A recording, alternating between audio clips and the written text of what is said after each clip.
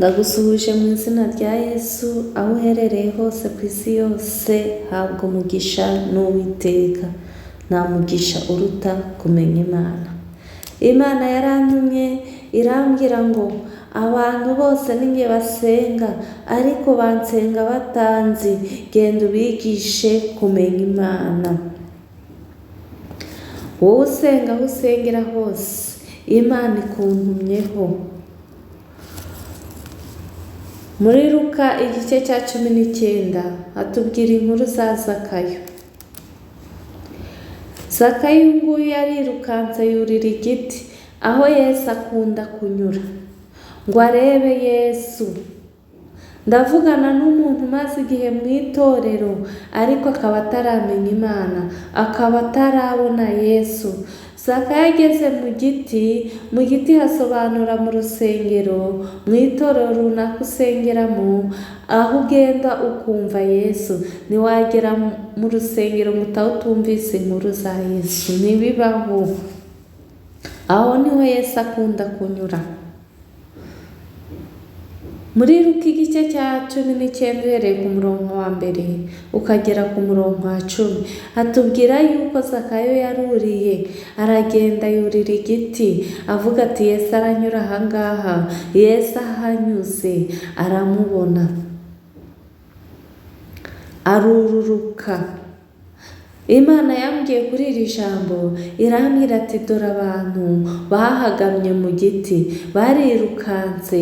Kwirukanka ni kwa kundi utega moto ugafata imodoka yawe ugashyiramo esanse ukagendesha amaguru ugakoresha imbaraga zawe, uba wirukanka wahagizwa no kujya kureba Imana. Ariko ikibabaje umaze mu myaka 10, 20, 30 ariko nturabona Yesu. Ngo Zakayo amaze kubona Yesu ngo arururuka, amagambo arahinduka, arururuka, ubwibone yari afite ashyira hasi. Ikikwereka ko wahagamye mu giti, ko wahagamye mu rusengero, nuko amagambo wavugaga ukirwinjiramo n'ubu niyo ukivuga ntarahinduka. Uracyafite amagambo y'inzangano, uracyafite amagambo yo kunegurana, uracyafite amagambo yo kubona ikibi ku bandi. Nturahinduka ngo uhamye Yesu, nturavuga amagambo yo gukiranuka. Isoko nziza, amazi meza n'amabi aracyaturuka mu kanwa kamwe. Mu kanwa kawe haracyavamo guhesha umugisha no kuvuma. Yakobo, muri Yakobo aratubwira ngo ibyo ntibikwiriye bene data, ntabwo bikwiriye. Ururimi dushimisha data wa twese, nirwo tuvumisha abantu yaremye. Ibyo ntibikwiriye. Niba ibyo bikikubaho urahagamye mu giti, Imana yarambwiye ati dore bari abantu simbemera, bahagamye mu giti, bahora mu rusengero, yewe bakanazinduka, ariko ugasanga banga baturanye, ugasanga baratuka abana babo, ukumva ngo n'umwana wawe uramututse nta cyaha ukoze. Uwiteka arabirebye arakugaya, asanga warahagamye, asanga ukwiriye kururuka. Haleluya. Uratanga icya 10, uratanga amaturo, ariko ntuzi Imana. Ibyo nta hantu byanditswe. Urabwiriza ugahanura, ariko ntuzi Imana. Ibyo ni impfabusa, ni zero. Wari ukwiriye gushaka rimwe, zero zikajya inyuma. Ariko urabanza amazero utarabona Yesu. Ibyo ngibyo ntibibarwa.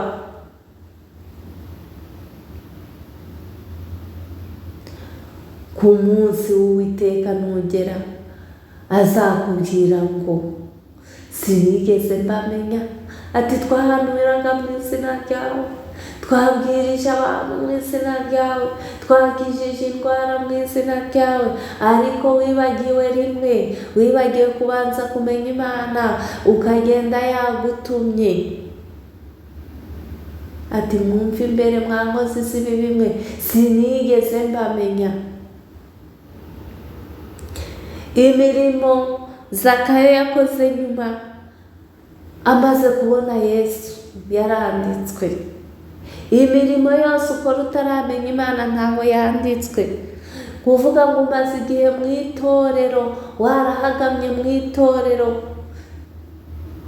udahinduka, ingeso zawe zidahinduka, bene data mubabera nk'uko data yera, nk'uko uwaduhamagaye yera, reka bariko natwe tubabera.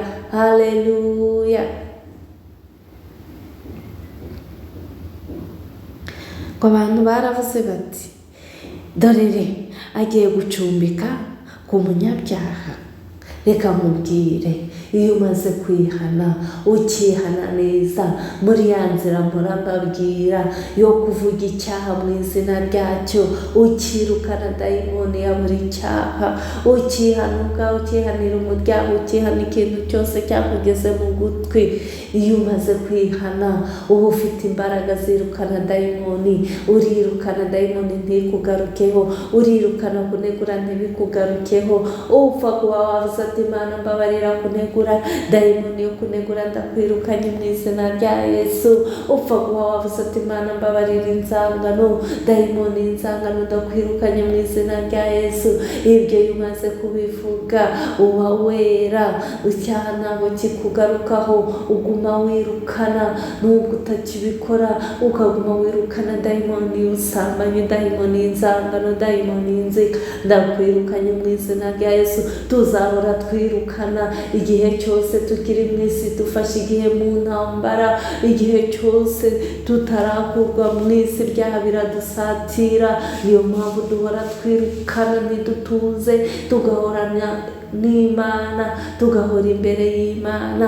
Guhora imbere y'Imana ni uko ibitekerezo byawe bihora bitekereza, ibitekerezo byawe bihora bifite ishimwe imbere y'Imana, ukaba umutwe Yesu Kristo ari ugutekerereza buri gihe, buri munota, buri saa, ahantu hariho hose. Ibyo ngibyo biguha kwera nk'uko Imana yera. Bene data ntacyo kwireguza dufite. Imana yatweretse ukuri kose, Imana yatweretse tekinike zose zo kuyibona, Imana yatweretse tekinike zose zo kunesha icyaha. Ntacyo ufite cyo kwireguza wumvise iyi nyigisho, nta na kimwe, kuko narabikoze mbona birakoreka. Ndabikubwiye nawe ngo ubikore. Va mu guhagama mu giti, ururuka uce bugufi, ubwibone ubwirukane, uvuga ati Imana mbabarira ubwibone, dayimoni y'ubwibone ndakwirukanye mu izina rya Yesu. Ururuka, amagambo yawe nahinduke. Ururuka, va guhagarara kwiyemera aho guce bugufi, uvuga ati Imana njye ntacyo nshoboye, ni wowe wanshoboza. Nshoboza guhora imbere yawe, niho hava gukiranuka. Noneho we guhagama, ujye imbere y'Imana ikubone, Imana igutume, igukarabye hose, umutwe ubukarabye, amaso abakarabye abona ibyiza, amatwi yawe yumva ibyiza, akanwa kawe kavuga ibyiza. Weza akanwa kawe kugira ngo kaba akanwa k'Imana, gahesha umugisha gusa, katarimo kuvuma. Noneho ujya ku murimo data yagutumye, icyo ukora cyose amavuta y'Imana kubeho. Haleluya. Nuvuga ntaba ari wowe uvuze, ahubwo Uwiteka yivugire. Haleluya. Ndakwinginga mwene data, banza kimwe, banza kwihana, ushake mu maso y'Imana, ukorere Imana imirimo yandikwa. Ureke guhagama mu itorero, ahubwo nuririmbe Imana ikumve. Ntubyinire Imana, Imana ikubone. Birababaje kubyina Imana itakubona warahagamye.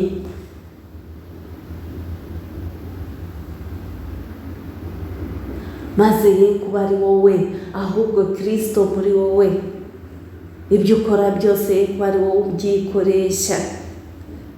Bene data, guhagama mu giti, guhagama mu itorero birababaje. Nanjye namaze igihe kinini narahagamye, nkaririmba Imana itambona, nkabwiriza abantu bagafashwa, ukabona bafashijwe pe, naho Imana ntiyantumye, Imana ntibireba, bimaramo igihe kirekire.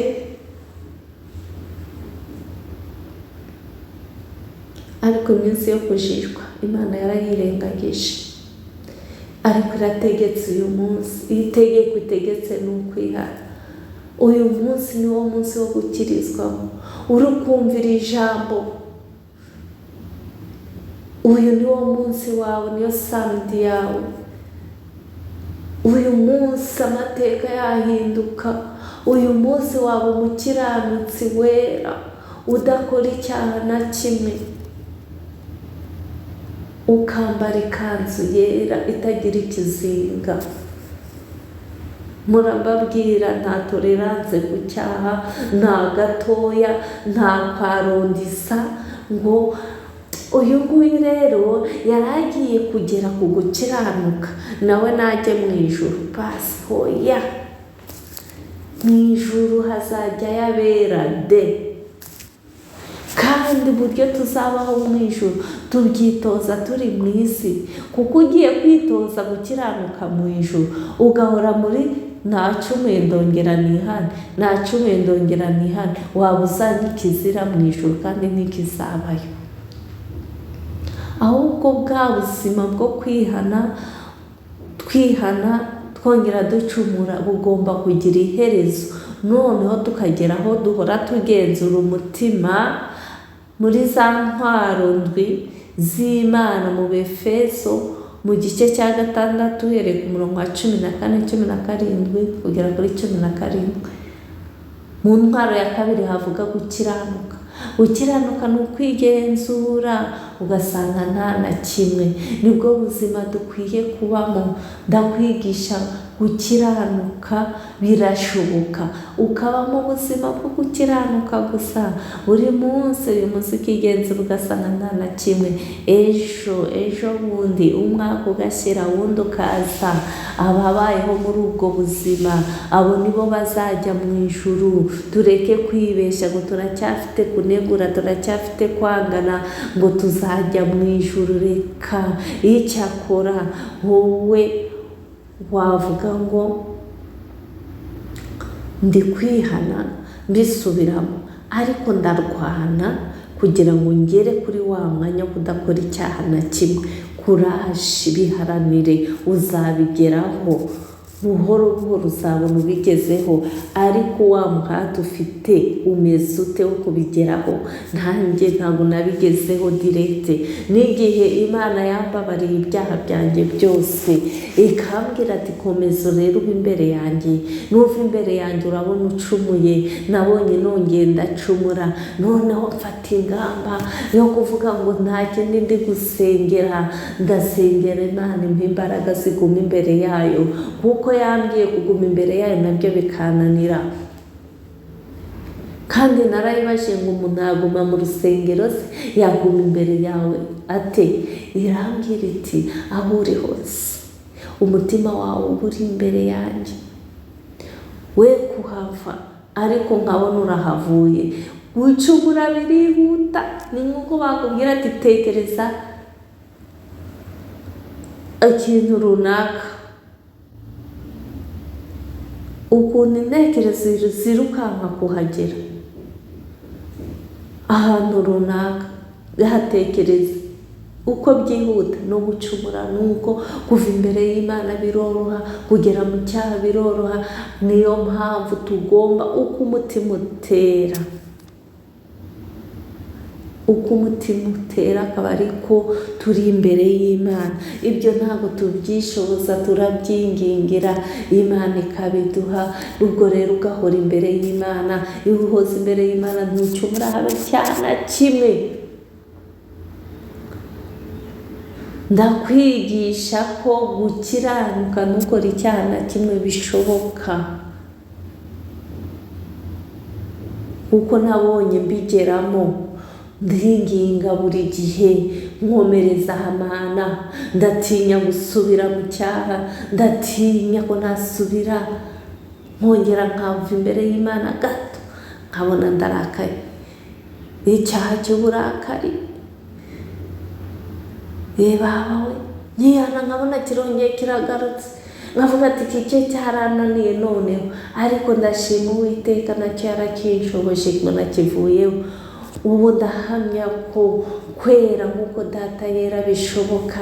Ndagira ngo nawe niba ugifite intonganya, ugifite akantu kakigaruka, komeza na bya bindi wavuyemo. Uwiteka arashoboye, yaragushoboje. Ubona uvuye ku nzoga birakunze, ubona uvuye mu gutukana birakunze, n'akandi gasigaye kose kavaho. Komeza usigare hahandi udafite icyaha na kimwe. Nuhagera ukomeze urwane, nta kwirara. Niwirara, nigeze nirara mbona nteye burage ngira ngo nta cyaha nkose, ngeze mu rusengero umwana usaba arambwiye ngo ihane kubeshya, ni uravangiwe ntabwo nkibeshya. Ibyo byo narabiretse. Aranyibutsa ati uka igihe wari utashye uvuye gusenga nimugoroba, abantu mwahuye, barambwiye ngo se nari umukobwa ko watinze gutaha, wari wagiye kuryoshya na sheri. Numva nawe ako kanumva nawe, reka nkubwire nta cyaha Imana ibona ari gito. Icyaha ni kibi, ni kinini, kandi niwihana ntugisuzugure ngo akangaka ugahendahenda, oya ni burage. Reka nihanye mvuga ati Mana mbabarira kubeshya, sinzongera. Dayimoni yo kubeshya ndakwirukanye mu izina rya Yesu. Niwihana icyaha ugisigiriza ntabwo kizakuvaho. Niwihana icyaha wumva yuko utakoze icyaha gikomeye, ukumva uri kugisigiriza, ukumva ari akantu toto, oya ni kinini, ni kibi, kiranuka, n'umwanda cyangwa urunuka. Irukana Satani uzana icyaha. Ntuzamutinya uvuge ngo Satani ndagutwitse. Basirikare ba Yesu, ngabo z'Umwami, muhaguruke turwane, mwambare intwaro zose z'Imana. Ntabwo Imana yatubwiye kwambara intwaro tutagiye ku rugamba. Tugomba kurwana igihe cyose tukiri mu isi, nta gihe cyo kuryama, nta kujenjeka. Turwane ku manywa na nijoro, buri saha, buri munota, kuko nurangaraga turacumura. Turi ku rugamba, turarwana n'ibyaha. Ntabwo rwarangira tukiri mu isi, ruzarangira dutashye. Utavuga ati ibyaha rero byabaye demode, ibyaha ntitunabyitayeho. Oya, Satani wazi ko hari bukubonere. Ihane, wirukane, ujye ugenzura umutima wawe buri munsi, urebe ati nta kaba kangiyeho buri munota. Aho sinaba nanduye, aho sinakwishyira mu mwanya ngo ibyaha nabivuyeho hakaba hari akangiyeho. Uhore winginga, Mana nyereka, Mwuka wawe wera nyemeze, wanyemeze niba hari aho nacumuye, niteguye kwihanira kureka.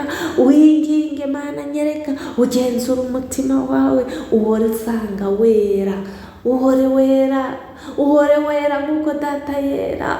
Ntihakagira akazinga kaba ku ikanzu yawe, mwene Data.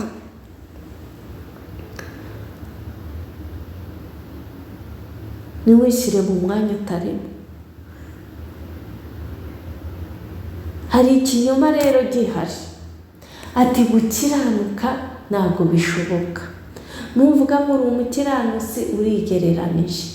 Niba uri umwana w'Imana ari kuri, ngo birakundwa turi abana b'Imana kandi niko turi. Tugomba kuba fiyeri yabyo, turi abana b'Imana ariko tugakoza Satani isoni, tugahamya ko turi abakiranutsi.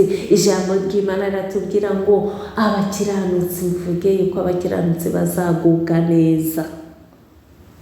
None urashaka kugubwa neza utari umukiranutsi? Tugomba kubihamya ko turi abakiranutsi, ngo turi abana b'Imana ariko twe kwigira abatari ko turi. Ariko niba ariko turi, tubihamye twe gushyigikira Satani ko nta mukiranutsi ubaho. Kandi Imana ivuga yuko amatwi yayo ahora yumva ibyo abakiranutsi basaba, nuko abakiranutsi babaho. Amaso y'Uwiteka ahora ku bakiranutsi.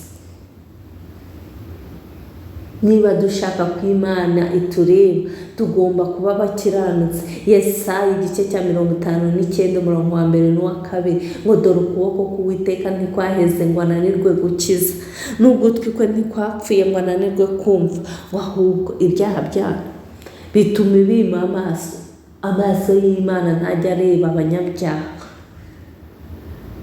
kuko Imana ibima amaso, ahubwo amaso y'Uwiteka areba abakiranutsi. Haleluya. Amatwi arumva, yumva umukiranutsi. Ibyaha byica amaso y'Imana, amatwi y'Imana ntibashe kumva, ntibashe kureba, ntibashe gutabara. Ugasenga ntiryumve, ukaririmba ntibibone. Nigeze nibaza ati Imana, mbwira uburyo nzajya nkubyinira ukanezerwa, ndashaka kukunezeza. Imana ntabwo ireba kubyina cyane cyangwa buhoro.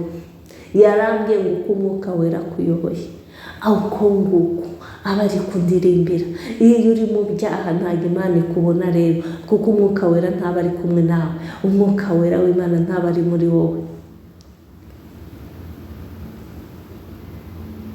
Uwahagamye mu giti rero, ikiranga umuntu wahagamye mu itorero, aravuga ati njyewe mbimazemo igihe, ariko ugasanga akora nk'ibyo abapagani bakora.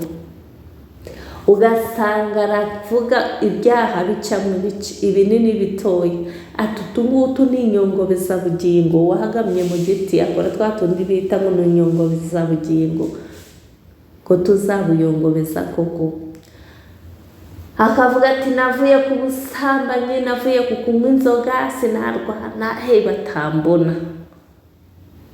Ntabwo azi Imana ku giti cye, aravuga Imana y'abandi, aravuga Imana batambona, ntatukisha izina ry'Imana, ariko ntareba ijisho ry'Imana ryamureba hahandi yiherereye, twa tundi yitwa duto, twa tundi tw'intonganya mu rugo. Utwo twose akatwita dutoya, akanavuga ati utu ngutu two kugeza Yesu agarutse ntaho tuzajya. Ibinini narabiretse. Ubundi agakwikira neza, agahagama mu giti, akajya mu rusengero buri munsi, agatanga icya 10. Imana yaranyibwiriye ngo abo ngabo batangiye icya 10, ngo abo ngabo baraza mu rusengero ntibasiba. Ariko barahagamye, bariya simbazi, simbemera. Haranira ko Imana ikwemera, haranira ko Imana ikwishimira. Abantu we kuba ari burebaho, reba ko Imana ikwishimira. Wowe n'umutima wawe, umutima wawe ntabwo urya ruswa. Wowe n'umutima wawe igenzura, urebe ngo ndi umukiranutsi koko, nzi Imana, ndayubahiriza nk'Imana. Umuntu uzi Imana, haleluya, ayubahiriza nk'Imana, ayiha agaciro nk'Imana, agendana nayo, akamenya ngo hose turi kumwe. Naho naba nikingiranye mu nzu, icyo nakora cyose irandeba. Umuntu uzi Imana akora imirimo yose ayobowe n'Umwuka, aba yabatijwe mu Mwuka Wera, atari ukubatizwa n'amazi. Abahagamye mu giti babatijwe mu mazi, bayahora mu mubatizo wo kwa Yohana wo kwihana. ntabwo baragera mu mubatizo wo kwa Yesu kubatirishwa umwuka. Wabatirishijwe umwuka nta cyaha akora, ahora mu mwuka.